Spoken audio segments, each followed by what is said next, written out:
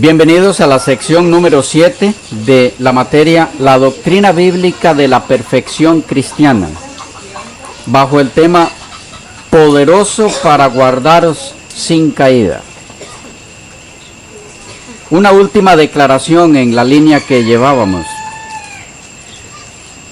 En este caso, leo de La maravillosa gracia de Dios, página 333. Dice Elena de White: en estos últimos días, cuando abunde la iniquidad y el amor de muchos se enfríe, Dios tendrá un pueblo que glorificará su nombre y se alzará para condenar la injusticia. Ha de ser un pueblo peculiar que será leal a la ley de Dios cuando el mundo procure anular sus preceptos. Y cuando el poder de Dios que convierte obre por medio de sus siervos, las huestes de las tinieblas se aprestarán en amarga y determinada oposición. Habrá un conflicto constante desde el momento de nuestra determinación de servir al Dios del cielo hasta que seamos librados del presente mundo malo. No habrá alivio en esta guerra. Nuestra obra es agresiva y como fieles soldados de Jesús debemos llevar el estandarte teñido de sangre hasta la misma fortaleza del enemigo. Si consentimos en deponer nuestras armas e inclinar el estandarte teñido en sangre, en convertirnos en cautivos y siervos de Satanás, hallaremos alivio para el conflicto y el sufrimiento. Pero esta paz se obtendrá solo mediante la pérdida de Cristo y del cielo. No podemos aceptar una paz en semejantes condiciones. Que haya guerra, guerra hasta el fin de la historia de la vida, y no paz mediante apostasía y pecado. La obra de apostasía comienza con alguna rebelión secreta del corazón. Muy importante. La obra de apostasía comienza con alguna rebelión secreta del corazón contra los requerimientos de la ley de Dios. Se fomentan y complacen deseos impíos y ambiciones ilícitas, y como resultado, la incredulidad y las tinieblas separan al alma de Dios. Si no vencemos estos males, ellos nos vencerán. La complacencia del orgullo espiritual, de los deseos profanos, de los pensamientos concupiscentes, de cualquier cosa que nos aleje de una asociación íntima y santa con Jesús, pone en peligro nuestra alma. Debemos pelear la buena batalla de la fe si queremos echar mano de la vida eterna. 1 Timoteo 6:12. Debemos ser guardados por el poder de Dios mediante la fe para alcanzar la salvación. 1 de Pedro 1:5. Ahora bien, la segunda razón por la cual el creyente en Cristo debe alabar al único y sabio Dios, según el texto que nos ocupa, además de por el hecho de que Dios le guarde. ¿Cuál es? El texto tiene una promesa. Dice que después de guardarlos sin caída, o los guarda sin caída para, ¿qué cosa? Presentarlos sin mancha delante de su gloria. Ahí está la segunda razón para alabar al que puede guardarnos sin caída. presentarlos sin mancha delante de su gloria. Hay en esta segunda acción de Dios hacia sus hijos, según Judas 24, 3 aspectos por lo menos a tomar en cuenta. 1. La acción divina. El acto de presentar a sus hijos ante sí mismo. 2. La condición en la que son presentados. ¿Cómo? Sin mancha.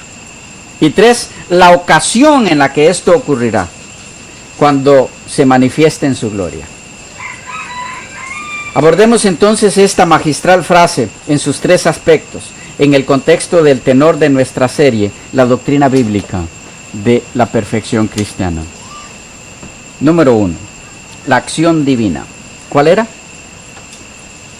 El presentar a sus hijos ante sí mismos. El plan de Dios de un día presentarse a sí mismo a sus hijos, es decir, el presentar a sus hijos ante sí mismo, no es otra cosa que el plan de la salvación llevado a su clímax. El tomar a sus hijos y presentárselos a sí mismo es la forma de Dios de demostrar ante el universo entero lo que el ser humano pudo haber sido desde que salió de las manos del Creador hasta ese momento en que Dios se lo presenta a sí mismo. Es la forma de Dios de demostrar al universo los trofeos del Redentor. ¿Y qué es lo que Dios se presentará a sí mismo ante todo el universo ese día? El carácter de Cristo reflejado, la gloria de Dios manifestada en Cristo y dada a conocer a todas las naciones en la vida de sus seguidores que han sido transformados por esa gloria. Otra forma de decirlo, Dios, al presentarse a sí mismo a sus hijos, demostrará al universo que su gloria, o lo que es lo mismo, su carácter, es transmisible. Y ahora está impregnado en los seres que se está presentando a sí mismo. Es decir, con ese acto divino de presentarse a sus hijos a sí mismo, Dios lo que está diciendo es, mi carácter perfecto es transmisible. He aquí la evidencia. El apóstol Pablo lo expresó así. Colosenses 1, 19 al 23. Por cuanto agradó al Padre que en él habitase toda plenitud, y por medio de él reconciliar consigo todas las cosas, así las que están en la tierra como las que están en los cielos, haciendo la paz mediante la sangre de la cruz. Y a vosotros también, que erais en otro tiempo extraños y enemigos en vuestra mente, haciendo malas obras, ahora os ha reconciliado en su cuerpo de carne por medio de la muerte. Ahora noten, para presentaros santos y sin mancha e irreprensibles delante de él. Si en verdad, y noten ahora lo mismo, la condición, si en verdad permanecéis fundados y firmes en la fe, y sin moveros de la esperanza del evangelio que habéis oído, el cual se predica en toda la creación que está debajo del cielo, del cual yo, Pablo, fui hecho ministro. Notemos cómo están incluidos aquí varios elementos ya mencionados de este primer aspecto. El acto de Dios de presentarse ante sí mismo a sus hijos involucra varios elementos claves. 1. En Cristo habita toda la plenitud de Dios. 2. Por lo tanto, siendo pleno Dios, es que puede reconciliar al hombre caído con Dios, porque es pleno Dios, Él. 3. Para que el hombre caído pudiera reconciliarse con Dios haciendo la paz, tenía que darse la muerte de su hijo. Y para morir tenía obligatoriamente que hacerse carne. Si no, no podía morir. 4. En ese cuerpo de carne logra reconciliar a sus hijos extraviados con su padre. En ese cuerpo de naturaleza humana caída. Él logra reconciliar a sus hijos extraviados con su Padre. ¿Cómo? Limpiándolos con su sangre y luego capacitándolos con su poder, dice el texto, para vencer toda depravación de sus antiguas mentes carnales. Y entonces, hasta entonces, presentarlos al Padre santos y sin mancha, irreprensibles. Y esta presentación se hace a la vista de toda la creación con vida en ese momento. Es lo que termina diciendo el apóstol. Que esta autopresentación de Dios de sus hijos no apunta de ninguna forma a la vanagloria humana, sino a la gloria y el poder de Cristo, y lo efectuado por su poder puede verse en las siguientes declaraciones de Pablo. Colosenses 1, 27 al 29. Dice: a quienes Dios quiso dar a conocer las riquezas de la gloria de este misterio entre los gentiles, que es Cristo en vosotros, la esperanza de gloria, a quien anunciamos amonestando a todo hombre y enseñando a todo hombre en toda sabiduría, a fin de presentar, ahora escuchamos, perfecto en Cristo Jesús a todo hombre. ¿Lo notamos? La perfección es en Cristo. No hay mérito humano, ni siquiera por la colaboración que se le exige. ¿Ok? Dice, a fin de presentar perfecto en Cristo Jesús a todo hombre, para lo cual también trabajo, luchando según la potencia de Él. Otra vez noten la insistencia de Pablo. Luchando según la potencia de Él, la cual actúa poderosamente en mí. Pablo estaba claro. La condición para ser guardado sin pecado y luego presentado sin mancha no da mérito a ningún ser humano. Todo el poder viene del Señor y toda la gloria y la honra es para Él. De manera que quien recibe la gloria cuando Dios mismo se presenta a sus hijos ante sí, no es otro que nuestro Señor Jesucristo. No hay gloria humana aquí. 2. La condición en la que son presentados. ¿Cómo son presentados? ¿Qué dice el texto? Sin mancha. Sin mancha. Estamos todavía en Judas. ¿Qué significa? Sin mancha. El término griego es amomos. Amomos es el vocablo griego 299 en los números Strong y significa sin relación con el pecado. Interesante. Eso significa sin mancha en el griego. Ejemplo, Hebreos 9:14a dice: cuánto más la sangre de Cristo, el cual mediante el Espíritu Eterno se ofreció a sí mismo sin mancha a Dios. Ahí está el mismo término. ¿Qué significa se ofreció sin mancha? Sin relación con el pecado. Primera de Pedro 1:19 vuelve a aparecer el mismo término.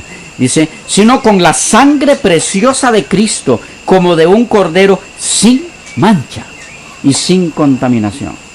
Otra vez, sin relación con el pecado, es lo que significa sin mancha. Es decir, los hijos de Dios que serán presentados a sí mismo ante su propia presencia, los serán presentados sin relación alguna con el pecado. ¿Estamos captando? Habrán roto en su carácter toda ligadura con el pecado.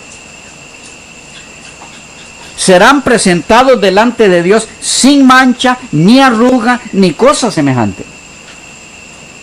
Estamos en ese caso ante la coronación misma, ante el cumplimiento total, ante el clímax del propósito del plan de la salvación. La implantación del mismo carácter de Dios en forma plena, total, en sus hijos redimidos en Cristo. Toda mancha ha desaparecido de su carácter. No hay nada que ensombrezca ni afee la hermosura del carácter de Cristo en ellos. El texto dice, son sin mancha. Pero definitivamente es clave que podamos dar con la ocasión en la que serán presentados sin mancha. Después de ser guardados sin caída. El saber cuándo es que los hijos de Dios serán presentados sin mancha es fundamental en la comprensión de la doctrina bíblica de la perfección cristiana. ¿Por qué? Porque de la correcta comprensión de este punto depende el que se entienda o no la enseñanza bíblica sobre esta doctrina. A la pregunta, ¿cuándo es que se da esta presentación de los hijos de Dios? ¿Cuándo es que son catalogados por Dios como estando sin mancha? ¿Hay alguna orientación bíblica que nos dé algún parámetro para responder a esto? ¿Contamos en la Biblia con alguna guía para que nos indique cuándo espera Dios que sus hijos sean sin mancha? Por supuesto que sí. Algunos textos al respecto. Filipenses 2, 12 al 16. Noten.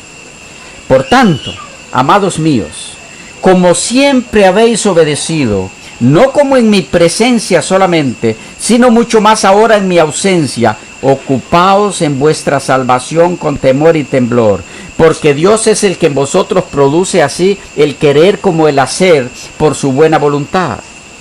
Haced todo sin murmuraciones y contiendas, para que seáis irreprensibles y sencillos. Y ahora noten, hijos de Dios, sin mancha, en medio de una generación maligna y perversa, en medio de la cual resplandecéis como luminares en el mundo.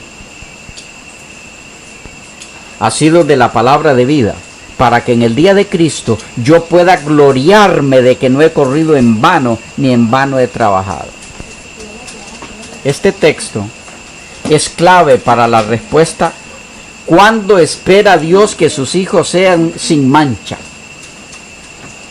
El apóstol dice que deben serlo sin mancha en medio de una generación maligna y perversa. Y vuelve a decir, en medio de la cual resplandecéis como luminares en el mundo. ¿Cuándo entonces, según Pablo, espera Dios que sus hijos sean sin mancha? ¿Y para qué? Mientras están en medio de esa generación maligna. Y para que resplandezcan en ella al estar sin mancha. Como la luz en las tinieblas que les rodean. ¿Podemos ver la claridad de ese pensamiento aquí? Pregunta. Esto es, antes del día de la segunda venida de nuestro Señor, ¿qué es lo que Pablo esperaba de la iglesia del momento de la segunda venida en adelante? Hay un poco de confusión con esto. ¿Qué dice Pablo que va a ocurrir con la iglesia del Señor a partir del momento de la segunda venida? Va a ocurrir la glorificación. 1 Corintios 15. Pero hay algunos estudiosos de la Biblia que han sembrado la idea en algunas personas que esa glorificación implica la transformación del carácter en la segunda venida de Cristo. Y que por lo tanto cuando los hijos de Dios serán presentados ante Dios mismo, por Él mismo, sin mancha, es porque cuando Él venga, les quita las manchas del carácter que tienen, entonces se los autopresenta a sí mismos sin mancha. ¿Han escuchado ese concepto?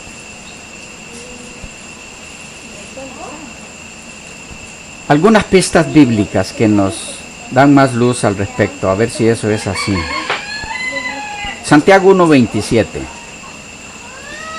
La religión pura y sin mancha delante del Padre será esta, dice ahí. La religión pura y sin mancha delante de Dios el Padre es esta. Hablando en presente. Visitar a los huérfanos y a las viudas en sus tribulaciones y guardarse sin mancha del mundo. ¿Cuándo? A partir del momento en que Cristo venga. Allí es donde hay que visitar a los huérfanos y a las viudas en sus tribulaciones. Porque aquí dice que cuando hay que guardarse sin mancha, es el mismo momento en que a la vez hay que visitar a los huérfanos y a las viudas en sus tribulaciones, que es la religión pura y sin mancha. Pero si vamos a ser puros y sin mancha hasta que Cristo venga, a partir de ahí y no antes, entonces ¿cómo entender esto? Este es un texto muy valioso en este particular porque abarca los dos aspectos en estudio. El guardarse sin mancha delante del Padre, los mismos elementos de Judas 24. El guardarse sin mancha y delante del Padre. Los vocablos griegos aquí traducidos sin mancha son los siguientes. En la primera frase, cuando dice la religión pura y sin mancha delante de Dios, el vocablo es amiantos. Amiantos. Es el vocablo griego 283 y es utilizado en el Nuevo Testamento 4 veces. El Nuevo Testamento griego. Hebreos 7:27 dice, porque tal sumo sacerdote nos convenía, santo, inocente, sin mancha. Ahí está. Apartado de los pecadores y hecho más sublime que los cielos. ¿A qué se refiere ese sin mancha? Sin relación con el pecado. El segundo texto donde aparece, Hebreos 13:4. Honroso sea en todos el matrimonio, el lecho sin mancilla, es el mismo término. Pero a los fornicarios y adúlteros los juzgará Dios. Tercer texto, Santiago 1:27, que es el que estamos mirando. Y el cuarto, Primera de Pedro 1:4. Para una herencia incorruptible, incontaminada, ahí está el término, e inmarcesible, reservada en los cielos para vosotros. Y el otro término, traducido sin mancha, en Santiago 1:27, porque se usa 2 veces la frase, la segunda vez que se usa sin mancha del mundo es aspiloi. Aspiloi. Viene de otro vocablo que es aspilos, es el vocablo griego 784. Es la misma de Primera de Timoteo 6:14, en referencia al mandamiento, y de Primera de Pedro 1:19, en referencia a nuestro Señor Jesucristo. Entonces, ¿cuándo es que Dios espera que sus hijos sean sin mancha? ¿Cuándo es que se los autopresentará a sí mismo, estando ya sin mancha? Es después de que Él viene y entonces en su segunda venida les quita las manchas y entonces ahí mismo se los presenta a sí mismo sin manchas. Algunas declaraciones de Elena G. de White respecto a cuándo es que los hijos de Dios, su iglesia militante, alcanza el estatus de iglesia triunfante, sin mancha ni arruga, ni cosa semejante. ¿Cuándo es? Leo en Lugares Celestiales, 5 de octubre. Dice, Cristo pronto vendrá en gloria, y cuando su majestad se revele, el mundo deseará haber tenido su favor. En ese momento, todos desearemos un lugar en las mansiones celestiales. Pero los que no confiesen a Cristo ahora, en palabra, en vida, en carácter, no podrán esperar que Él los reconozca delante de su Padre y de sus santos ángeles. ¿Es clara la cita? Los que no le reconozcan ahora en vida, en carácter, Él no los reconocerá para presentarlos ante su Padre.